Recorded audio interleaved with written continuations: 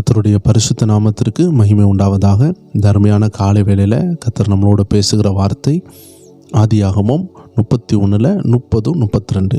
எல்லா ஜெபநேர குடும்பத்தாரும் தொடர்ந்து கேட்டுக்கொண்டிருக்கிறீங்கன்னு நம்புகிறேன். தொடர்ந்து நம்ம யாக்கோபு குறித்து பார்த்து கொண்டிருக்கிறோம். அவருடைய அந்த அடிமைத்தனம், மாமாவுடைய வீட்டிலிருந்து வெளியே வருகிறார், ஆசீர்வாத கட்டுகள் உடைகிறது, எப்படி சாத்தான் அவரை பின்தொடர்கிறார். அவருக்கே தெரியாமல் இவர் ஒரு தேவ மனிதனாக இருந்தாலும், அவர் மேலே அழைப்பு இருந்தாலும் அவருக்கு சில இழப்புகள் வந்தது. அவருடைய வாயின் வார்த்தையினால் மரணமே அந்த வீட்டுக்கு வந்துச்சு.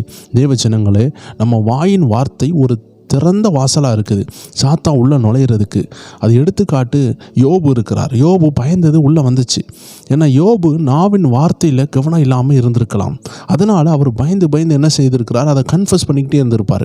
என் பிள்ளைகளுக்கு என்ன இருக்குமோ, என் பிள்ளைகள் தப்பு செய்தாங்களா, எனக்கு என்ன ஆகும், அப்படி சொல்லி வாயின் வார்த்தையினால் சாத்தானை உட்புகிறதுக்கு சில வாய்ப்புகள் உண்டாயிருக்கலாம் என்று அநேக தேவ மனிதர்கள் சொல்கிறாங்க. இதே போல் யாக்கோபுனுடைய வாழ்க்கையில் நடந்த ஒரு சம்பவத்தை தான் நம்ம இன்றைக்கி பார்க்க போகிறோம். இது இந்த அதிகாலை ஜெபத்திற்கு உங்களுக்கு ஒரு நல்ல ஒரு பலனை தரும் என்பதில் சந்தேகமில்லை. வாங்க நம்ம பார்க்கலாம். 30வது வசனம் சொல்லுகிறது, லாபான்ட்ட சொல்லுகிறார். லாபான் யாக்கோபை விசாரிக்கும் பொழுது யாக்கோபு கொடுக்குற மறுபதில் தான் அது. இப்பொழுதும் உன் தகப்பனுடைய வீட்டின் மேலுள்ள வாஞ்சையினால் நீ புறப்பட்டு போகிறதுனால் போகலாம், என் தேவங்களை ஏன் திருடி கொண்டு போகிறாய் என்று கேட்டான். அப்போ யாக்கோபு பயந்து போய் தான் வாரேன், நீர் உம்முடைய பிள்ளைகளை தராமல் போயிடுவீரன்னு சொல்லிட்டு பயந்து போய் வாரேன், அதனால் நான் வேகமாக வந்துட்டேன், இந்த பொருள்லாம் நான் ஒன்றும் எடுக்கலைன்னு சொல்லிட்டு என்ன சொல்கிறாருன்னா யாக்கோபு, ஆனாலும் யாரிடத்தில் உம்முடைய தெய்வங்களை கண்டுபிடிக்கிறீரோ அவனை உயிரோடே விட வேண்டாம். உம்முடைய பொருட்கள் ஏதாவது என் வசத்தில் உண்டானால் நீர் அதை நம்முடைய சகோதரருக்கு முன்பாக பரிசோதித்தறிந்து அதை எடுத்துக்கொள்ளும் என்றான். ராகேல் அவைகளை திருடி கொண்டு வந்ததை யாக்கோபு அறியாதிருந்தான். தேவஜனங்களே, கவனமாக பாருங்கள். ராகேல் தான் அந்த சிலையை திருடிட்டு வந்திருக்கிறா.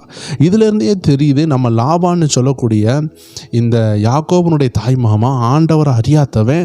அவன் ஃபஸ்ட்டே என்ன செஞ்சிட்டான், இந்த யாக்கோபு மூலமாக தான் தனக்கு ஆசீர்வாதம் இருக்குன்னு சொல்லி அவனை ஒரு விளக்கரையமாக 20 வருஷம் கட்டி வச்சிட்டான். என்னுடைய கணிப்பு சரி என்றால் அவன் சொல்கிறான், பார்த்தீங்களா, நான் உன்னை கண்டுபிடிச்சேன், நான் குறிப்பினால் அறிந்தேன்னு சொல்லி ஆதியாகமம் 30 சொல்லியிருக்கிறார் 27வது வசனத்தில். அப்போது இந்த யாக்கோபுக்கு மேலே ஒரு பயங்கரமான மகிமை இருக்குதுன்னு அந்தகார ஆவி மூலமாக கண்டுபிடிச்சிருக்கிறார். அதனால் முதல் மனைவியை, அதாவது யாக்கோபனுடைய முதல் மனைவி லாபானுடைய முதல் பிள்ளை லேயாள், அவளை யாக்கோபு விரும்பவே இல்லை, ராகேல தான் விரும்பினான். ஆனால் அந்த இரவு நேரத்தில் ஏமாற்றி அனுப்பி விட்டுட்டாங்க.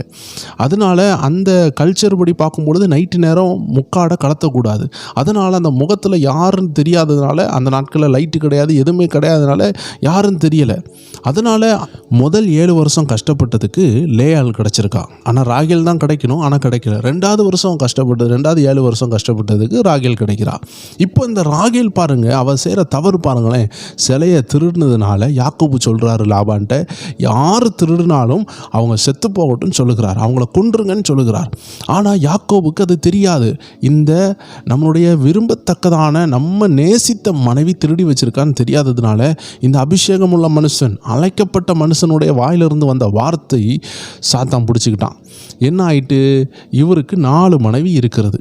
இந்த 4 மனைவியிலையும் இந்த நேசித்த மனைவி கூடிய சீக்கிரத்தில் கொஞ்ச நாள் கழித்து பார்த்தீங்கன்னா 2வது பிள்ளை பிறந்தவுடனே இறந்து போயிடுவாங்க. இதுதான் அவர் வாயிலிருந்து வந்த வார்த்தை. தேவ ஜனங்களே, சில நேரம் நம்ம நீதிமான் சொல்லிட்டு நம்ம என்ன சொல்லுவோம், நம்ம வாயை திறந்து சொல்லுவோம், ஆண்டவரே நான் நீதிமான், ஆண்டவரே நீங்கள் கணக்கு செய்யுங்க, ஆண்டவரே என்னுடைய நீதியை பாருங்கப்பா, என் சபை மக்கள் ஒடுக்கிறார்கள், என் கணவர் ஒடுக்குறாங்க, என் பிள்ளைகள் ஒடுக்குறாங்க, நான் எவ்வளோ உண்மையாக வாழ்ந்திருக்கிறேன்னு சொல்லி சில நன்மைகளை நினைத்து, நம்ம செய்த சில நன்மைகளை நினைத்து மறுபக்கம் நமக்கு தெரியாத தீமைகளை நம்ம அதை உணராமல் நம்ம என்ன செய்வோம், ஆண்டவரே நான் உண்மையாக இருந்ததை நீர் நீதியை காட்டும், அப்படி காட்டும் சொல்லும் பொழுது சில நேரம் தேவ ஜனங்களே, எங்கேயோ ஒரு இடத்துல தவறு இருக்கும் பொழுது உங்கள் குடும்பத்துக்கு அது ஆபத்தாய் மாறிவிடும். இதற்கு யாக்கோபு ஒரு நல்ல முன்மாதிரியாக இருக்கிறாரு. நீங்கள் பாருங்களேன், லாபானு விக்கிரகத்தை விரும்புகிறவர் சிலையை வச்சிருக்கிறார். லாபானுடைய பிள்ளைகள் பிற எப்படி இருப்பாங்க, அவங்க அப்பா விக்கிரகத்தை நேசித்து அந்த குறிப்பினால் அறிந்தேன்னு சொன்ன வசனத்தை மறந்துடாதீங்க. அந்த குறிப்பு அது குறி சொல்கிற ஒரு விஷயம், டிவினேஷன். அப்போ அவர் அந்த விக்கிரகத்தை எவ்வளோ நேசிச்சார்னா அதை தேடி வந்திருப்பார். அப்போ அந்த விக்கிரகம் அவரை வழிகாட்டியிருக்கு, நிறைய ரகசியங்களை அது சொல்லி கொடுத்துருக்கு, அந்தகார வல்லமைகளோடு லாபானுக்கு தொடர்பு இருந்திருக்கு. அதனால தான் தேவ ஜனங்களை விடாமல் யாக்கோபனுடைய வெளிச்சம் வெளியே வந்துடாதபடி, அவன் மூலமாக தேவ சித்தம் நடந்து விடாதபடி பிசாசு லாபான் மூலமாக தடுத்திருக்கான். தேவ ஜனங்களே, இதே போல் நம்மளுடைய வாக்குத்தத்தங்களை நிறைவேற விடாமல் நம்ம சொந்தக்காரங்க மூலமாக பிசாசு தடுப்பான். ஆனால் ஒன்று புரிஞ்சுக்கொள்ளுங்க, உங்கள் நாவை நீங்கள் கரெக்டாக வைத்து கர்த்தருடைய பயணத்தில் நீங்கள் கரெக்டாக இருந்தீங்கன்னா நீங்கள் வெளியே வந்துடுவீங்க. யாக்கோபு செய்த ஒரு தவறு, தன் நாவனால யார் இந்த தப்பை செய்தாங்களோ கொன்றுங்க அப்படின்னு சொல்கிறான். அதே போல் தேவஜனங்களே, இந்த ராகேல் ஒழிச்சு வச்சுட்டாங்க அந்த சிலையை. கொஞ்ச நாள் ஆகுது, அவன் மறிச்சு விடுவா. இவன் நேசித்து கெட்டின மனைவி தான் ராகேல். அவனுக்கு லேயாள்னு ஒரு மனைவி, முதல் மனைவி. ரெண்டாவது மனைவி தான் ராகேல். இந்த லேயாளினுடைய அடிமை பெண் சில்பா அப்படின்னு சொல்லக்கூடியவங்க. அடுத்தது ராகேலினுடைய அடிமை பெண் பில்ஹா. அவங்க இப்போ 4 பேர் இருக்காங்க. இந்த 4 பேருமே இவனுக்கு பிடிக்காதவங்க. இந்த 4 பேரில் 3 பேருமே பிடிக்காதவங்க. இந்த ஒரு பிடித்த நபர் சீக்கிரமாக இறந்து போனாங்க. காரணம் என்னன்னா, தேவஜனங்களே, இதுக்கு பின்னாடி நிறைய விஷயம் இருக்குது. யாக்கோபனுடைய தவறு மட்டும் இல்லை. நம்ம சில நேரம் நம்ம வாயின் வார்த்தையை நம்ம பெர்ஃபெக்டாக இருப்போம். நம்ம பெர்ஃபெக்டாக இருக்கும் பொழுது நம்ம குடும்பத்தில் யாராவது பெர்ஃபெக்ட் இல்லாமல் ஒழுக்கமாக இல்லாமல் போனால் நம்ம பண்ணுற அந்த வைராக்கியம், நம்ம கர்த்தருக்காக காட்டுற வைராக்கியம், நான் உண்மை உள்ளவன் சொல்லும் பொழுது கூட குடும்பம் அடிபட்டு இருக்கும். காரணம் குடும்பத்தில் உள்ள பலவீனர்கள். இப்போ ராகேல் ஏன் இப்படிப்பட்ட பலவீன உடையவளாக இருக்கிறானா, ராகேலினுடைய குடும்பத்தில் தான் யார் இருந்தா, லாபான் இருக்கிறாங்க. லாபான் யார்? ராகேலினுடைய அப்பா.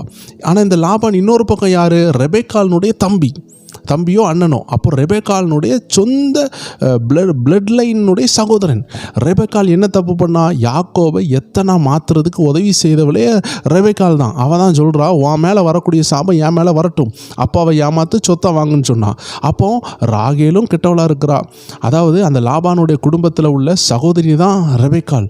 நல்ல சகோதரியாக தான் இருந்தா. ஆனால் ஏதோ விதத்தில் ஒரு போராட்டம் அவளுக்கு அந்த பையனை குறுக்கு வழியில் ஆண்டோடைய ஆசீர்வாதத்தை வாங்குறதுக்கு ஊக்கப்படுத்துச்சு.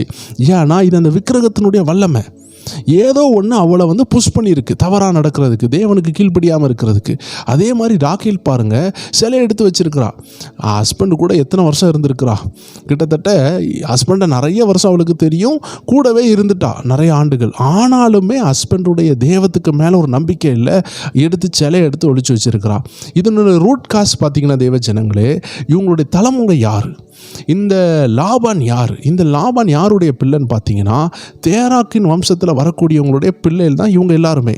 ஏன்னா ஆபிரகாமின் மனைவி யாருன்னு பார்த்தீங்கன்னா சாரா. இவங்க யாருன்னு பார்த்தீங்கன்னா, அதே ஆபிரகாமுடைய அப்பாவுடைய மகான்னு வேதமும் சொல்லுது, வரலாறும் சொல்லுது. நீங்கள் ஆச்சரியப்படலாம், தேராகனுடைய மக தான் சாராள். அந்த மகளை தான் ஆபிரகாம் கட்டியிருக்காரான்னு நீங்கள் யோசித்தீங்கன்னா, அதாவது ஆபிரகாமுடைய அம்மா வேற, அந்த சாராளுடைய அம்மா வேற, ஆனால் அப்பா ஒரே நபர். இதை குறித்து வேதமும் சொல்லுகிறது. ஆதியாகவும் 20:12 சொல்லுகிறது, அவள் என் சகோதரி என்பதும் மெய்தான், அவள் என் தகப்பனுக்கு குமாரத்தி. நல்ல கவனமாக பாருங்கள், தேராக்கு ஆபிரகாமுடைய அப்பாவுடைய மகதான், என் தாய்க்கு குமாரத்தி அல்ல, அவள் எனக்கு மனைவியானாள். அப்படின்னா என்னன்னா, அந்த காலத்தில் சித்தியினுடைய பிள்ளைகளை கட்டியிருக்கிறாங்க. ஹாஃப் சிப்ளிங்ஸ்ன்னு சொல்கிறாங்க. இவங்க அரை சகோதரி.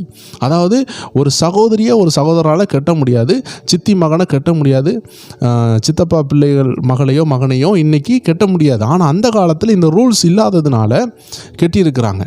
முன்னாடிலாம் ஒரு கேள்வி கேட்பாங்க, காயினுக்கு மனைவி யார்? சொந்த தங்கச்சியாக தான் இருந்திருக்கும் என்று நிறைய பேர் சொல்கிறாங்க. அப்போ அந்த காலத்தில் இந்த இன்சிஸ்ட் முறைகள் ரூல்ஸ் வராததுனால அந்த நாட்களில் இப்படி சகோதரி திருமணம் இருந்திருக்கு. இது ஆண்டவர் காலப்போக்கில் மாற்றிருக்கிறார். அப்போ அந்த மாதிரி நேரத்தில் நீங்கள் பார்த்தீங்கன்னா, ஆபிரகாமுடைய அப்பா சிலை வியாபாரி. அப்போது சாராயும் அதே பேக்ரவுண்டு. அப்போ அம்மா அப்பா குடும்பத்தில் உள்ளவங்கள தான் அவங்க சொந்தத்திலே மாமா மகா லாபான் அப்படியே கெட்டி வந்ததுனால தான் அதே போராட்டம். ஆபிரகாமுக்கும் சிலை வடிவ போராட்டம் இருக்குது, லாபானுக்கும் சிலை வடிவ போராட்டம் இருக்குது. ஆண்டவர் ஆபிரகாமை வெளியே கொண்டு வந்துட்டார், லாபானை வெளியே கொண்டு வரல. லாபானை வெளியே கொண்டு வராததுனால இப்போ லாபானுடைய தங்கச்சி கூட பிறந்த சகோதரி ஆகிய ரெபெக்காள் தான் இப்போ ஈசாக்குக்கு மனைவியாக வரணும். அதனால் ஆண்டவர் என்ன செய்கிறாரு, லாபானுடைய குடும்பம் அம்மா அப்பா ஆபிரகாமை போல வெளியே வராததுனால, தேவனை தேடாததுனால ரெபெக்காளை மட்டும் வெளியே கொண்டு வந்தார். மற்ற குடும்பம் எல்லாம் விக்கிரகத்தில் இருந்துச்சு.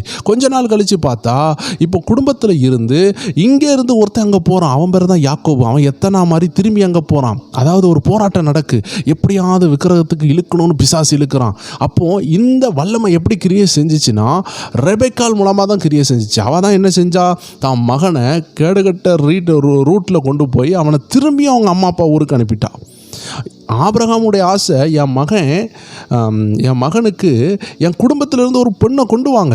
ஆனால் அந்த ஊருக்கு போகக்கூடாதுன்னு ஆபிரகாமுக்கு மனசு ஏங்குச்சு. எலியேசர்கிட்ட சொல்லுவான், ஒருபொழுதும் என் குடும்பத்திட்ட அங்கே கொண்டு போயிடாத ஈசாக்குக்கு அங்கேருந்து ஒரு பொண்ணை கொண்டு வான்னு சொன்னார். ஆனால் ரெபெக்காள் செய்த தவறுனால இப்போ மறுபடியும் என்ன ஆயிட்டு, அங்கே போக வேண்டிய நிலைமை ஆயிட்டு. இப்போ அங்கேருந்து தப்பிச்சு வர்றதுக்கு தான் யாக்கோபு முயற்சி பண்ணும் பொழுது ராகேல் என்ன செஞ்சிட்டா, ஒரு சிலையை எடுத்து ஒளிச்சு வச்சு அந்த ஜெனரேஷன் போராட்டத்தில் அவள் விழுந்ததுனால அவளுடைய உயிர் போயிட்டு. தேவஜனங்களை, இதிலிருந்து என்ன புரியுதுன்னா, நம்ம ஆண்டவருக்காக நிற்கும் பொழுது நம்ம குடும்பமாக நிற்கிறதுக்காக நம்ம ஜெபிக்கணும். நம்ம ஏதாவது ஒன்று நம்ம குடும்பம் உண்மையாக தான் இருக்குன்னு சொல்லி வாயை திறந்து யாக்கோபு போல முழங்கிட்டோன்னா சில போராட்டம் நம்ம குடும்பத்துக்குள்ளே மறைஞ்சிருக்கும். அதனால் தேவஜனங்களை, நம்ம ரொம்ப பொறுமையாக இருக்க வேண்டியது அவசியம். எப்படி இந்த யாக்கோபுடைய குடும்பத்தையும் ஆபிரகாமுடைய குடும்பத்தையும் இந்த விக்கிரக வழிபாடு, அந்த சிலை வழிபாடு தொடர்ந்து வந்திருக்கு. அந்த வல்லமை தொடர்ந்து வரும்பொழுது அவர்களுக்குள்ளாடி ஆசை வந்தது. ரெபெக்காள் வஞ்சிக்கப்பட்டாங்க. அதே மாதிரி ராகேல் வஞ்சிக்கப்பட்டு சிலையை திருடி வச்சாங்க. என்னதான் கணவர் கர்த்தரோடு உறவாடினாலும் இவர்களுக்கு அந்த ஒரு தவறான வழிகாட்டுதல் எப்போவுமே சாத்தான் என்ன செஞ்சுருக்கான், நல்ல விஷயங்களில் வர வச்சுட்டான். தேவ ஜனங்களை, நம்ம புரிந்து கொள்ளணும். நம்மளுக்கு பின்னாடி ஃபோர்ஸ் பண்ணுற சில ஆவிகள் உண்டு.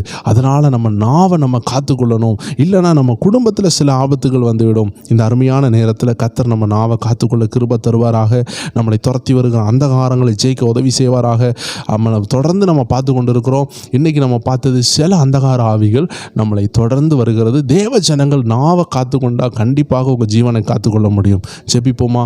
அன்பான ஆண்டவரே, இந்த அருமையான நேரத்தில் எங்கள் நாவுக்கு காவல் வையும். நாங்கள் உம்மை நம்பி ஓடணும் ஆண்டவரே. எந்த மனிதர்களையும் அல்ல, எங்கள் குடும்பத்தில் உள்ள யாராவது பிசாசுக்கு இடம் கொடுத்தா ஒவ்வொரு பேரும் கர்த்தரிடத்தில் வர இப்பொழுது ஜெபிக்கிறோம். அவர்கள் நிமித்தமாக எங்கள் குடும்பம் அழியாதபடி எங்கள் குடும்பத்தை சுற்றிலும் காத்துக்கொள்ளுங்க. இயேசுவின் நாமத்தில் ஜெபிக்கிறோம் எங்கள் நல்ல பிதாவே. ஆமேன், ஆமேன், ஆமேன். God bless you. தேவஜனங்களே, இந்த மாதிரி ஆழமான ரகசியங்களை நம்ம பெற்றுக்கொள்கிறதுக்கு தான் ஸ்பிரிச்சுவல் WF என்ற சேனல் வச்சுருக்கிறோம். அநேக ஆயிரங்களுக்கு அது பயன்படுகிறது. இன்றைக்கி 9 மணி அளவுலையும் நல்ல ஒரு பதிவில் உங்களை சந்திக்கலாம். God bless you. சந்திப்போம். ஆமேன்.